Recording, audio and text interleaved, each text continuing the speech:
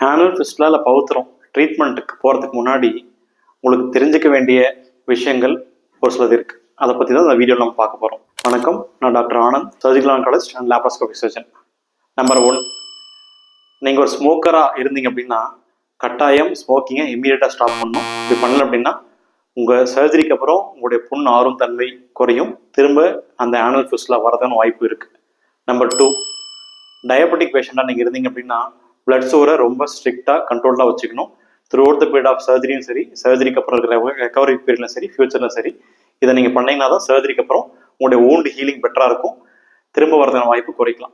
3வது பார்த்தீங்கன்னா உங்களுக்கு இருக்கிற ஃபிஸ்டுலா டைப். ஃபிஸ்டுலா நம்ம என்னென்ன டைப்ஸ் இருக்குன்றத வேற ஒரு வீடியோவில் பார்த்துருப்போம். ஸோ உங்களுக்கு இருக்கிற டைப் வந்து சிம்பிள் ஃபிஸ்டுலாவா காம்ப்ளெக்ஸ் ஃபிஸ்டுலாவா அப்படின்றத உங்கள் மருத்துவர் உங்களுக்கு தெரியப்படுத்துவார். அது என்ன, அதனுடைய ட்ரீட்மெண்ட் ஆப்ஷன்ஸ் என்ன, அதோட அவுட்கம் என்ன அப்படின்றத தெரிஞ்சுக்கணும். 4வது பார்த்தீங்கன்னா இருக்கிற ட்ரீட்மெண்ட் ஆப்ஷன்ஸ். ஸோ ஃபிஸ்டுலாவுக்கு நிறைய வகையான ட்ரீட்மெண்ட் ஆப்ஷன்ஸ் இருக்குது. உங்களுக்கு இருக்கிற ஃபிஸ்டுலாவுக்கு என்ன ட்ரீட்மெண்ட் ஆப்ஷன் பெட்டர், எது எடுத்தால் அது திரும்ப வரதுக்கான வாய்ப்பை குறைக்கலாம் அப்படின்றது உங்கள் மருத்துவர் உங்களுக்கு கட்டாயம் அறிவுறுத்துவார். அதை பற்றி தெரிஞ்சுக்கணும். 5வது பார்த்தீங்கன்னா after surgical care. So surgery பண்ணி டிஸ்சார்ஜ் ஆகி வீட்டுக்கு போன அப்புறம் என்னென்ன உணவு பழக்க வழக்கங்கள், அந்த புண்ணை எப்படி பார்த்துக்கணும், என்னென்ன மெடிசன்ஸ் எடுத்துக்கணும், என்னென்ன விஷயங்கள் அவாய்ட் பண்ணணும், எப்போ மறுபடியும் மருத்துவர் வந்து பார்க்கணும்.